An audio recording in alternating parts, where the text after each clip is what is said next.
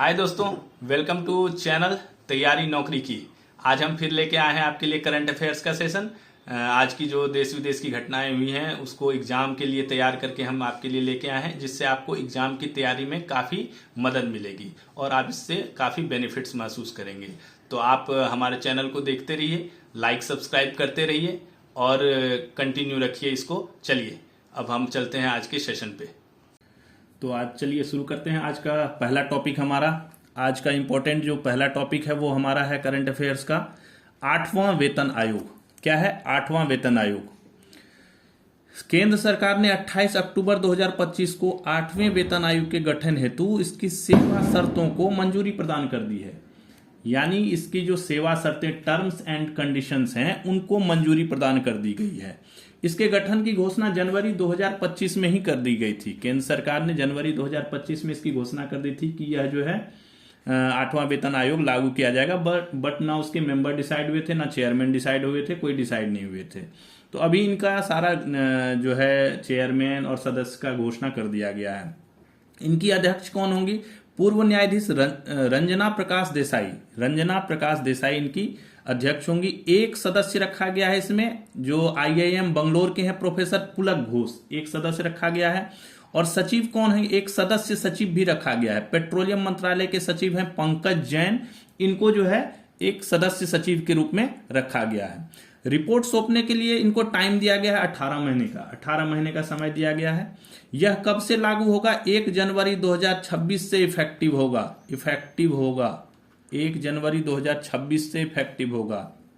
इससे क्या होगा? 50 लाख केंद्रीय कर्मचारी एवं 69 लाख पेंशन भोगियों को लाभ मिलेगा। वेतन आयोग क्या चीज है? वेतन आयोग भारत सरकार द्वारा दशकीय आधार पर यानी 10 सालों पर गठित एक समिति है जो नागरिक एवं रक्षा दोनों संघीय कर्मचारियों के वेतन ढांचे में बदलाव के संबंध में सिफारिश करती है। ये जो सिविल एम्प्लॉई हैं और जो आर्म फोर्सेस, दोनों के लिए, यानी नागरिक एवं रक्षा दोनों संघीय कर्मचारी जो सेंट्रल गवर्नमेंट के कर्मचारी हैं, उनके ढांचे में बदलाव की सिफारिश, वेतन के ढांचे में बदलाव की सिफारिश करता है। चलिए अब वेतन आयोग के बारे में जानते हैं। पहला वेतन आयोग कब हुआ था? ये 1946 में गठन हुआ था। 47 में रिपोर्ट आई थी इसकी और यह 1 जुलाई 1947 से प्रभावी हो गया था। अध्यक्ष इसके श्रीनिवास वरदाचार्य थे। ठीक है। इसमें न्यूनतम वेतन कितने रुपए रखे थे? 55 रुपए प्रति माह की न्यूनतम वेतन रखा गया था। और इसमें जो एक सबसे इंपॉर्टेंट है कि जीवन निर्वाह वेतन का सिद्धांत यानी लिविंग वेजेस प्रिंसिपल, ये एक सिद्धांत दिया गया था। जीवन निर्वाह वेतन के सिद्धांत को इसमें लागू किया गया था। दूसरा वेतन आयोग 57 में गठन हुआ। 59 में इसने रिपोर्ट सौंपी। अध्यक्ष थे इसके जगन्नाथ दास और न्यूनतम वेतन इसमें रखा गया 80 रुपए प्रति माह। पहली बार इसमें क्या किया गया? 50% DA को बेसिक पे में मर्ज कर दिया गया था पहली बार। इसी में जो है रघु रमैया समिति 1960, इसने विभागीय वेतन समिति थी का गठन किया गया था इसी में, यानी दूसरे वेतन आयोग में। तीसरा वेतन आयोग जो था वह 1970 में गठन हुआ था। 73 में इसकी रिपोर्ट आई थी। अध्यक्ष थे इसके रघुवीर दयाल और इसमें न्यूनतम वेतन कितनी रखी गई थी? 196 रुपए प्रति माह। चौथा वेतन आयोग जो था वो 1983 में गठित हुआ। 86 में इसकी रिपोर्ट आई। इसके अध्यक्ष थे PN सिंघल और इसमें न्यूनतम वेतन कितना रखा गया था? 750 रुपए प्रति माह। पांचवा वेतन आयोग 1994 में गठन हुआ था। 97 में इसकी रिपोर्ट आई थी। अध्यक्ष कौन थे? जस्टिस SN रत्नावेल पांड्यन और इन्होंने न्यूनतम वेतन कितना रखा था? 2550 रुपए प्रति माह, यानी मिनिमम इतना होगा। छठा वेतन आयोग 2006 में गठन हुआ। 2008 में इसकी रिपोर्ट आई थी। इसके अध्यक्ष थे न्यायाधीश BN श्रीकृष्णा और इन्होंने क्या किया था? इन्होंने नया चीज ही लागू किया। इन्होंने पे बैंड एवं ग्रेड पे लागू कर दिया था। इन्होंने पे स्ट्रक्चर में पे बैंड और ग्रेड पे लागू कर दिया गया था। इसमें न्यूनतम वेतन कितनी रखी गई थी? 7000 रुपए प्रति माह। न्यूनतम वेतन 7000 रुपए प्रति माह रखी गई थी। अब आ गया 7वां वेतन आयोग, जो अभी जो 8वां वेतन आयोग लागू होगा उससे पिछला वेतन आयोग। 2014 में यह गठित हुआ और 16 में इसने रिपोर्ट सौंपी थी। इसकी अवधि जो है 25 में 31 दिसंबर 25 को खत्म हो जाएगी। 2025 को इसकी अवधि खत्म हुई। इसमें न्यूनतम बेसिक पे कितना रखा गया था? 18,000 रुपए और जो फिटमेंट फैक्टर था पे का वो 2.57 था। लगभग इसमें 14 से 20% की वेतन वृद्धि हुई थी लगभग। और इसमें न्यूनतम पेंशन राशि कितनी बनाई गई थी? 9,000 रुपए। इसका गठन फरवरी 2014 में किया गया था और इसने 19 नवंबर 2015 को रिपोर्ट दिया था। 5 सितंबर 2016 को एनडीए की सरकार ने इसे लागू कर दिया था। इसके अध्यक्ष कौन थे? पूर्व न्यायाधीश अशोक कुमार। कौन थे? अशोक कुमार माथुर, पूर्व न्यायाधीश अशोक कुमार माथुर। इसमें 2 अन्य सदस्य भी थे और 1 सदस्य सचिव थे। ठीक है, तो ये वेतन आयोग का जो बेसिक डिटेल्स था, जो अभी 8वां वेतन आयोग लागू होने जा रहा है, उसकी गठन हो गया है और वो जो है 18 माह के अंदर जो है उसकी रिपोर्ट सौंपेगा और उसके बाद सरकार इस पे विचार करेगी और फिर इसकी सिफारिशों को मानना है या नहीं मानना है या उसमें कुछ अमेंडमेंट करना है तो वो फिर सरकार विचार करके फिर लागू करेगी। चलिए अगला हमारा टॉपिक है राफेल में उड़ान भरने वाली पहली महिला राष्ट्रपति। राफेल क्या है? लड़ाकू विमान। राष्ट्रपति द्रौपदी मुर्मू राफेल में उड़ान भरने वाली पहली महिला राष्ट्रपति हो गई हैं। फर्स्ट लेडीज प्रेसिडेंट हो गई हैं जिसने राफेल में उड़ान भरा है। उन्होंने आज जो है 29 अक्टूबर को अंबाला एयरफोर्स स्टेशन से राफेल फाइटर जेट में उड़ान भरी। इससे पहले क्या हुआ था? 2009 में भी राष्ट्रपति प्रतिभा देवी सिंह पाटिल ने पुणे के लोहगांव एयरफोर्स बेस से सुखोई 30 में उड़ान भरी थी। सुखोई 30 फाइटर जेट में उड़ान भरी थी। तब वह 74 साल की थी, यानी सबसे अधिक उम्र में किसी लड़ाकू विमान में उड़ान भरने वाली पहली महिला राष्ट्रपति रही थी। वो सबसे अधिक उम्र में किसी लड़ाकू विमान में उड़ान भरने वाली पहली महिला राष्ट्रपति रही थी। चलिए अभी केंद्र सरकार ने क्या है, उर्वरकों पर सब्सिडी जो है वो बढ़ा दी है। केंद्र सरकार ने 25-26 की रबी फसल के लिए फास्फोरस एवं सल्फर, 2 का ही है, फास्फोरस एवं सल्फर आधारित उर्वरक जो है उन पे सब्सिडी बढ़ाकर 37,952 करोड़ कर दी गई है। कितनी? 37,952 करोड़। आगे चलते हैं। केरल में खेलों का बढ़ावा देने के लिए पहल किया गया। क्या किया गया है केरल में? केरल में खेलों को बढ़ावा देने के लिए एक पहल की शुरुआत की गई है। क्या पहल है इसमें? इसमें है कि राज्य में स्कूल स्तर पर अगर कोई उत्कृष्ट प्रदर्शन करता है तो उस जिले को 22 कैरेट सोने की बनी ट्रॉफी प्रदान की जाएगी। पूरे राज्य में स्कूल स्तर पर जो जिला सबसे बेहतर प्रदर्शन करेगा वो 22 कैरेट सोने की ट्रॉफी दी जाएगी। और क्या किया जाएगा? आर्थिक रूप से कमजोर परिवार से जो आते हैं, जो छात्र आर्थिक रूप से कमजोर परिवार से आते हैं, उनसे आने वाले को अगर 50 स्वर्ण पदक विजेता छात्र हैं तो उनके लिए पक्के घर बनाए जाएंगे। आर्थिक रूप से जो कमजोर परिवार से आते हैं वो आने वाले 50 स्वर्ण पदक विजेता छात्रों के लिए पक्के घर बनाए जाएंगे। ठीक है, इस योजना की प्रेरणा कहां से आई? इस योजना की प्रेरणा इडुक्की की देवप्रिया सेबू से मिली। इस योजना की प्रेरणा इडुक्की की देवप्रिया सेबू से मिली। चलिए अगला चलते हैं। साइबर जागो योजना क्या है? Cyber Punjab police state cyber division, ये पंजाब स्टेट ने किया है, साइबर जागो योजना की शुरुआत की है। इसमें क्या होगा? इसके तहत 3,969 शिक्षकों को प्रशिक्षित किया जाएगा ताकि वे क्या करें? बच्चों को डिजिटल खतरे से बचा सकें। बेसिकली ये डिजिटल खतरे के बारे में है कि जो डिजिटली फ्रॉड होते हैं उन सब से बचाव के लिए बच्चों को शिक्षित करने का एक प्रयास किया गया है कि पहले टीचरों को प्रशिक्षण दिया जाएगा, फिर वो आगे जो है बच्चों को इस खतरे से बचाने के लिए हेल्प करेंगे।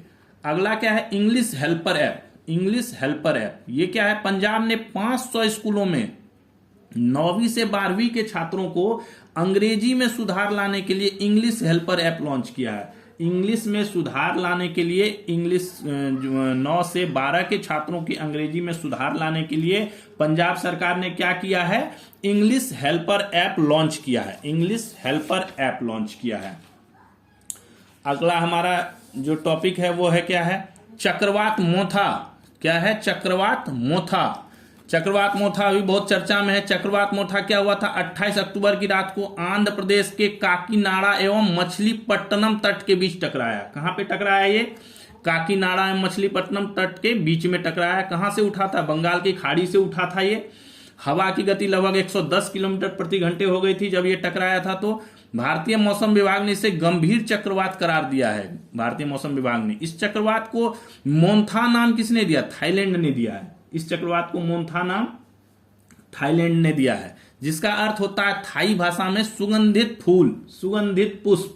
ये जो है इसका मीनिंग होता है। मुख्य प्रभावित राज्य कौन से थे? आंध्र प्रदेश, उड़ीसा, तमिलनाडु एवं पश्चिम बंगाल सबसे ज्यादा प्रभावित राज्य थे। चलिए अगला टॉपिक है हमारा रत्नावली महोत्सव। क्या है? रत्नावली महोत्सव।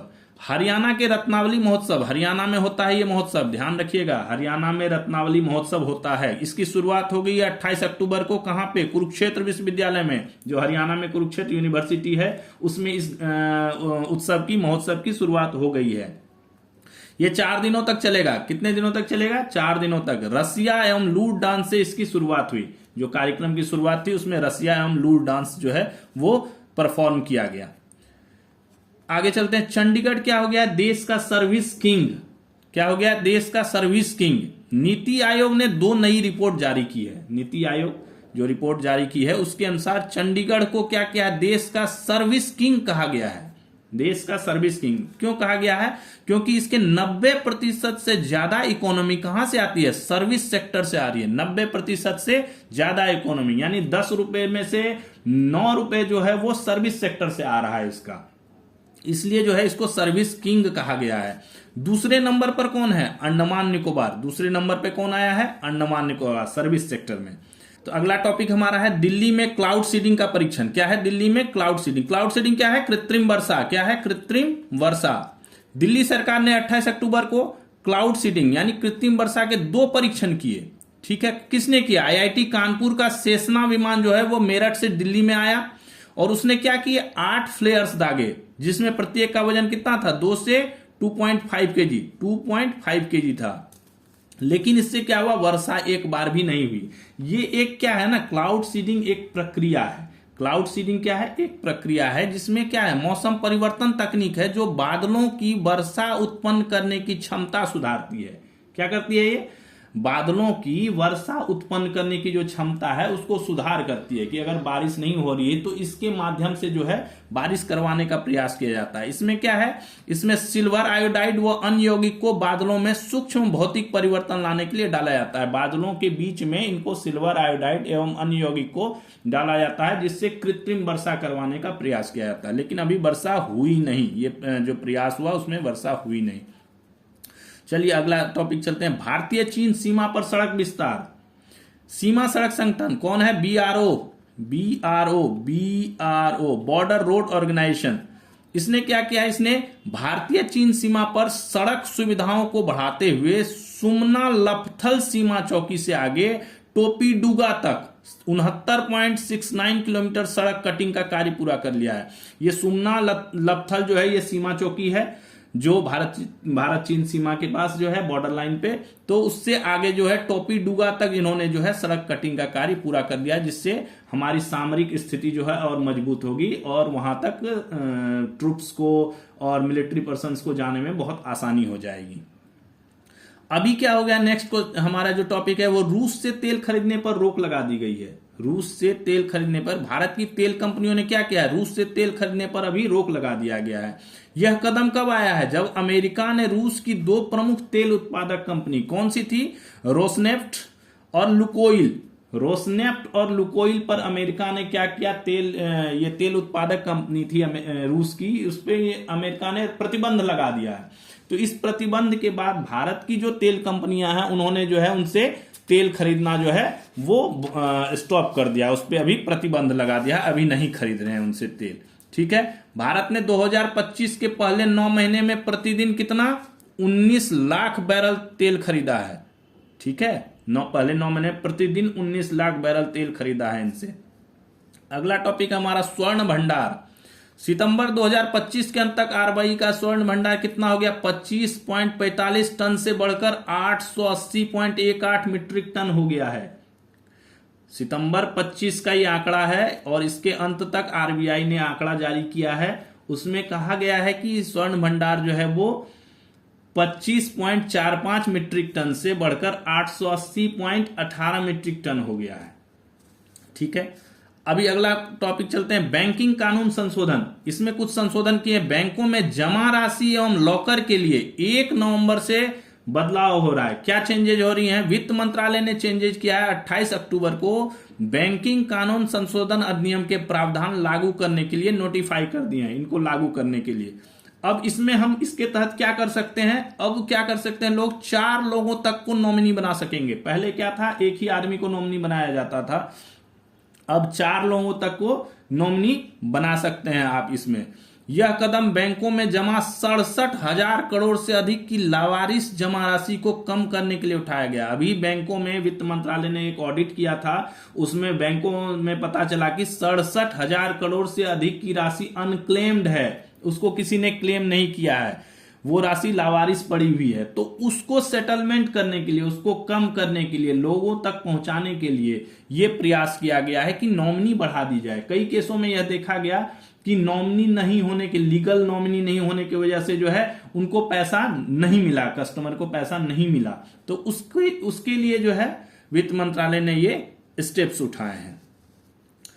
अब चलिए, दुनिया का पहला स्काई स्टेडियम कौन बना रहा है, सऊदी अरब दुनिया का पहला स्काई स्टेडियम बनाने जा रहा है, आकाश में बनाने जा रहा है स्टेडियम। यह रेगिस्तान में 350 मीटर ऊपर होगा। यह काम 27 में शुरू होगा, 2027 में शुरू होगा, 32 तक पूरा करने का उम्मीद है कि 32 तक इसको पूरा कर लिया जाएगा। 2034 के फीफा वर्ल्ड कप मैच यहीं होंगे, 2034 में जो फीफा वर्ल्ड कप मैच होगा वो यहीं पे होंगे। यह स्टेडियम भविष्य के शहर न्यूम सिटी का हिस्सा होगा, भविष्य के जो टाउन बनेगा न्यूम सिटी, उसका ये हिस्सा होगा। इसमें कुल 46,000 दर्शक बैठ सकेंगे और ये दुनिया का सबसे ऊंचा खेल मैदान, इंपॉर्टेंट है, दुनिया का सबसे ऊंचा खेल मैदान होगा ये। चलिए, भारत रूस के बीच कुछ समझौते हुए क्या हुआ है। भारत एवं रूस की सेना ने नागरिक विमान बनाने के लिए एक समझौता किया है, यात्री विमान, नागरिक विमान जो है उसको बनाने के लिए एक समझौता किया है। क्या किया है, भारत की कंपनी HAL ने रूस के 2 इंजन वाले नैरो बॉडी SJ-100 क्या बनाने है, SJ-100 नागरिक विमान बनाएगी। इसके लिए HAL ने रूस की यूनाइटेड एयरक्राफ्ट कॉरपोरेशन UAC के साथ समझौता किया है, UAC के साथ एक करार किया है। इसमें दोनों कंपनियां 10 साल में 200 और 20 साल में, अगले 10 सालों में 200 विमान और अगले 20 सालों में 550 विमान बनाएगी। यह भारत में यात्री विमान बनाने की पहली परियोजना होगी, यात्री विमान बनाने की यह पहली परियोजना है।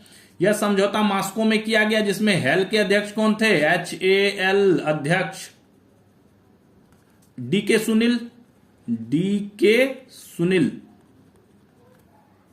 सुनील एवं UAC के महानिदेशक वादिम बड़ेखा के बीच हुआ।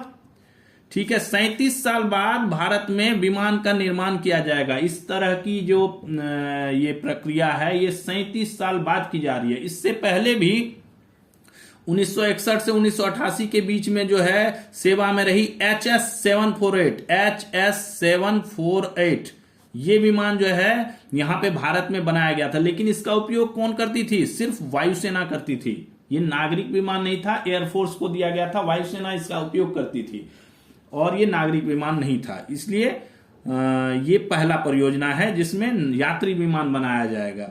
ठीक है, ये स्टेप बताया जा रहा है कि दिसंबर में जो पुतिन की प्रस्तावित भारत यात्रा है उसको लेकर जो है ये स्टेप जो है बहुत इंपॉर्टेंट है, ये बताया जा रहा है।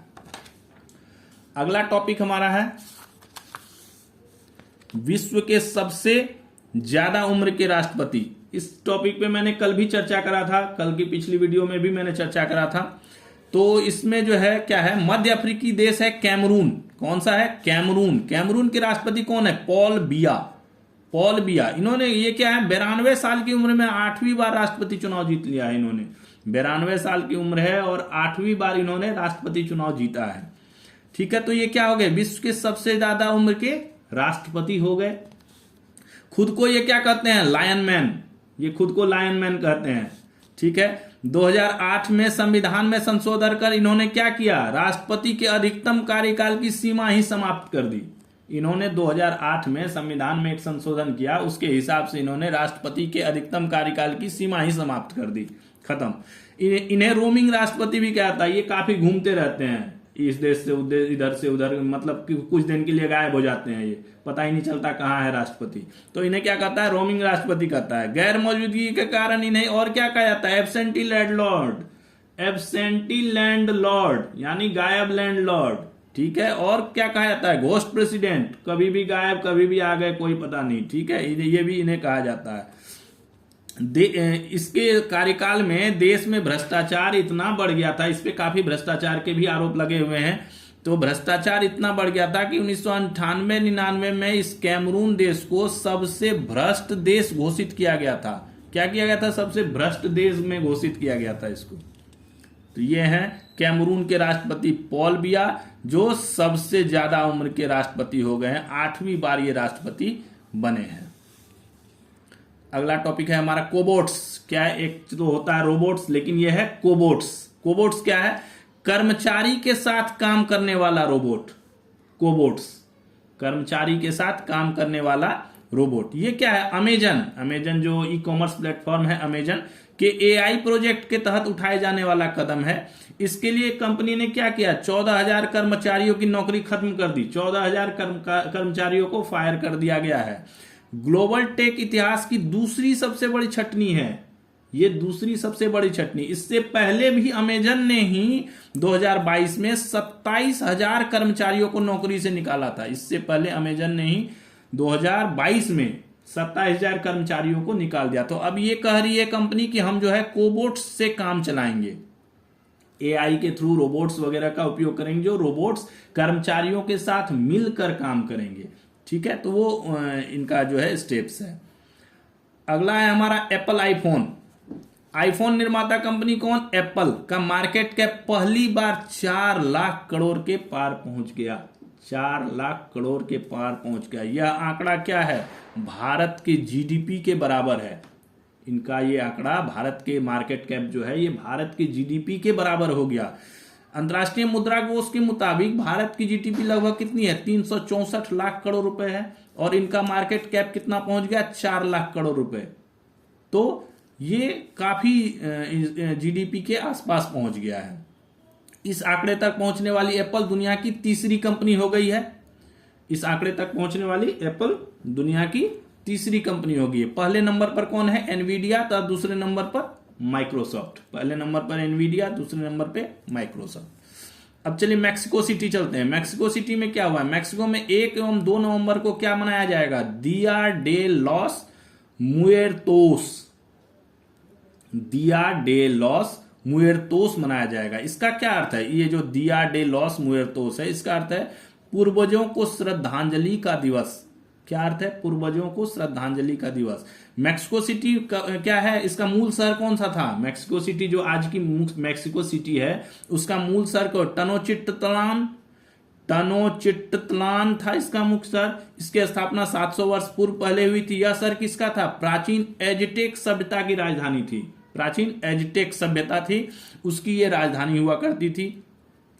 यह शहर उस झील के बीच बना है जहां आज मैक्सिको सिटी स्थित है, उस झील के बीच में बना है।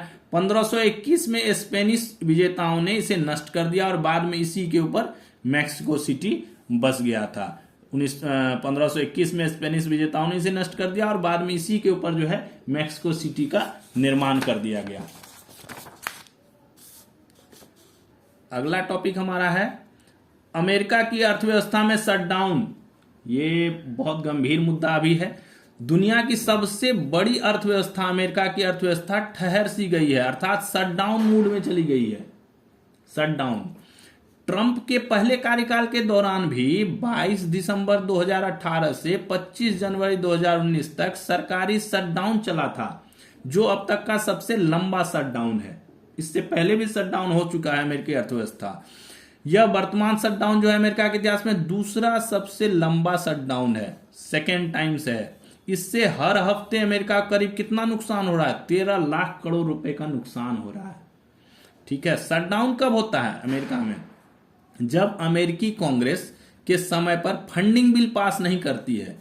जब टाइम से फंडिंग बिल पास नहीं होगा तो कर्मचारियों को या जो भी वर्कर्स हैं उनको पैसा नहीं मिलेगा, जिस कारण क्या है, सारे काम रुक जाएंगे, सारे काम जिससे संघीय सरकार का बजट ही खत्म हो जाता है। सारे बजट ही खत्म हो गए क्योंकि फंडिंग बिल पास ही नहीं हुआ कांग्रेस से, तो सारे बजट खत्म हो गए। अभी इसमें 8.5 लाख कर्मी बिना वेतन के काम कर रहे हैं, इनको वेतन नहीं दिया गया है। और पार्क, न्यायालय, सरकारी एजेंसियां आंशिक रूप से बंद हैं। सेना के पास देने के लिए पैसे नहीं है, किराए पे सेना चल रही है। तो काफी ज्यादा जो है अर्थव्यवस्था अभी अमेरिका की डगमगाई हुई है।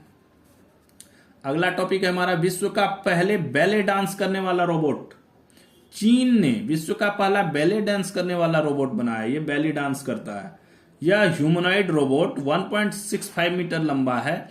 31 अलग अलग मूवमेंट की क्षमता है इसको। ये 31 अलग अलग मूवमेंट कर सकता है। विश्व का पहला, अगला टॉपिक है विश्व का पहला 3D प्रिंटेड चेहरा।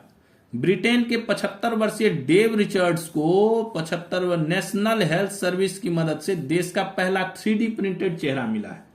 ठीक है, इनका एक्सीडेंट में चेहरा काफी खराब हो गया था, तो उसको फिर जो है हेल्थ सर्विसेज ने जो है 3D प्रिंटेड चेहरा जो है वो बनाया है इनका। अब चलिए आगे चलते हैं। जापान का प्रसिद्ध धरोहर गांव शिराकावा गो। शिराकावा गो क्या है? जापान का एक प्रसिद्ध विश्व धरोहर गांव है। 1995 में यूनेस्को ने इसे विश्व धरोहर स्थल घोषित किया हुआ है। बहुत इंपॉर्टेंट है ये। 1995 में यूनेस्को ने इसे क्या किया है? विश्व धरोहर स्थल घोषित किया हुआ है। यह गांव कहां है? यह गांव गसो-जुकीरी शैली की लकड़ी के घरों के लिए मशहूर है। किस लिए मशहूर है? गसो-जुकीरी शैली की लकड़ी के लिए घरों के लिए मशहूर है। सर्दियों से पहले यहां पर एक फेस्टिवल मनाया जाता है, उसको कहते हैं water spray festival. Water spray festival मनाया जाता है। इसमें क्या किया जाता है? पूरे जो गांव है उस पे वाटर से छिड़काव, पानी का छिड़काव किया जाता है। पानी का छिड़काव किया जाता है। इसको माना जाता है कि ये फायर प्रिवेंशन ड्रिल के रूप में देखा जाता है इसको, यानी अग्निशमन ड्रिल के रूप में इसको देखा जाता है। अगला टॉपिक हमारा archbishop of Canterbury Dame Sarah Mullally को आर्क बिशप ऑफ कैंटरबरी नियुक्त किया गया है। यह इंग्लैंड के चर्च के इतिहास में इस पद पर पहुंचने वाली पहली महिला है। इससे पहले यह इस पद तक कोई महिला नहीं पहुंची थी। ये इंग्लैंड के चर्च के इतिहास में पहली महिला है, डेम सारा मुलाली। इन्होंने इनको जो है आर्क बिशप ऑफ कैंटरबरी नियुक्त किया गया है। अगला टॉपिक हमारा है अंडर 23 वर्ल्ड चैंपियनशिप। अब हम खेल जगत की तरफ बढ़ते हैं। भारत के युवा पहलवान कौन? सुजीत कलकल ने अंडर 23 वर्ल्ड चैंपियनशिप में गोल्ड जीता है।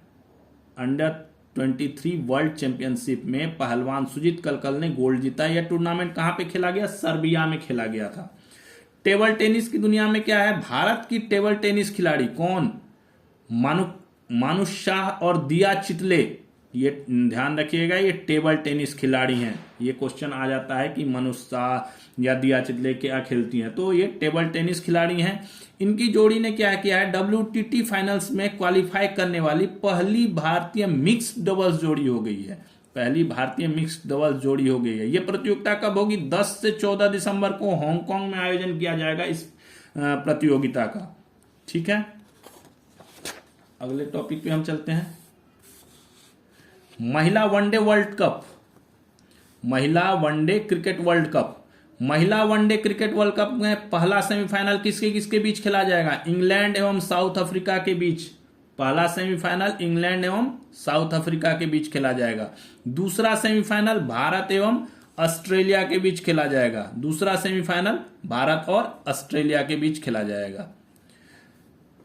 भारतीय महिला क्रिकेटर स्मृति मंधाना, ये फेमस हो गई हैं अभी। भारतीय महिला क्रिकेटर स्मृति मंधाना ने महिला वनडे बल्लेबाजी रैंकिंग में नंबर 1 स्थान प्राप्त कर लिया है। इनको नंबर 1 स्थान प्राप्त कर लिया। दूसरे स्थान पर कौन है? ऑस्ट्रेलिया की एस्ले गार्डनर। ठीक है, शतरंज की बात करते हैं। शतरंज में सेंट लुइस में खेले जा रहे क्लच शतरंज टूर्नामेंट सेंट लुइस में खेला जा रहा है। मौजूदा विश्व चैंपियन डी गुकेश ने किसको हरा दिया है? अमेरिकी ग्रैंड मास्टर हिकारू नाकामुरा को हरा दिया है। गया है। नाकामुरू जो है ये चर्चा में थे कि इससे पहले जो मैच हुआ था उन्होंने जो है जब गुकेश को हराया था तो जो किंग वाली वो थी डाइस, उसको जो है उठा के उन्होंने दर्शकों की तरफ फेंक दिया था, तो इससे ये काफी चर्चा में रहे थे। अगला क्या है हमारा? पेनचेक ऐप। क्या है? पेनचेक ऐप। पेन, दर्द को चेक करने वाला ऐप, दर्द को चेक करना, दर्द को चेक करना। यह एक एआई ऐप है जिसमें मोबाइल कैमरा की मदद से चेहरे के हाव भाव को स्कैन करके एक स्कोर जारी किया जाता है। चेहरा का हाव भाव देख के और एक स्कोर जारी कर दिया गया जिसके आधार पर दर्द के एहसास को दर्शाया जाता है, जिससे क्या है पता चलता है कि कितना दर्द है। एक स्कोर जारी करेगा तो इससे पता चलेगा कि कितना दर्द है। इसका खास उपयोग किसमें किया जाता है? डायमेंशिया मरीजों के लिए यह बहुत उपयोगी है। डायमेंशिया के जो मरीज हैं यानी याददाश्त की बीमारी, डायमेंशिया क्या है? याददाश्त की बीमारी, उसके लिए ये उपयोगी है। अगला क्या है हमारा? प्रोजेरिया। प्रोजेरिया क्या है? एक दुर्लभ अनुवांशिक बीमारी है। प्रोजेरिया क्या है? एक दुर्लभ अनुवांशिक बीमारी है। ठीक है, इसे हचिंसन गिलफोर्ड प्रोजेरिया सिंड्रोम कहा जाता है। हचिंसन गिलफोर्ड प्रोजेरिया सिंड्रोम कहा जाता है। इसमें शरीर की कोशिकाएं जल्दी बूढ़ी होने लग जाती हैं। इसमें शरीर की जो कोशिकाएं हैं वो बहुत कम उम्र में बूढ़ी आती हैं। जन्म के कुछ समय बाद से ही बच्चों के चेहरे पर झुर्रियां, बाल झड़ना, त्वचा ढीला होना जैसी समस्या उत्पन्न हो जाती हैं। आमतौर पर ये जो इस समस्या से ग्रसित होते हैं वो 13 से 15 साल ही जीवित रहते हैं, इससे ज्यादा वो जीवित नहीं रहते हैं। इस बीमारी का अभी कोई अस्थायी इलाज नहीं है। अभी इस बीमारी का कोई भी अस्थायी इलाज नहीं है। इस पर एक फिल्म भी बनी थी, फिल्म बना था इसी विषय पर, जो ये प्रोजेरिया है इसी विषय पर फिल्म बनी थी। अमिताभ बच्चन थे उसमें, अमिताभ बच्चन। कौन सी फिल्म थी? पा नाम से फिल्म बनी थी। ठीक है, तो ये बीमारी है। केंद्र सरकार ने दुर्लभ बीमारियों के लिए एक पॉलिसी भी बनाई है, national policy for rare disease बनाई है, जो इनको मॉनिटर करती है। अगला क्या है? एक वर्ल्ड रिकॉर्ड बना है। अब एक जानवर ने वर्ल्ड रिकॉर्ड बनाया है। अमेरिका के नारबर्ट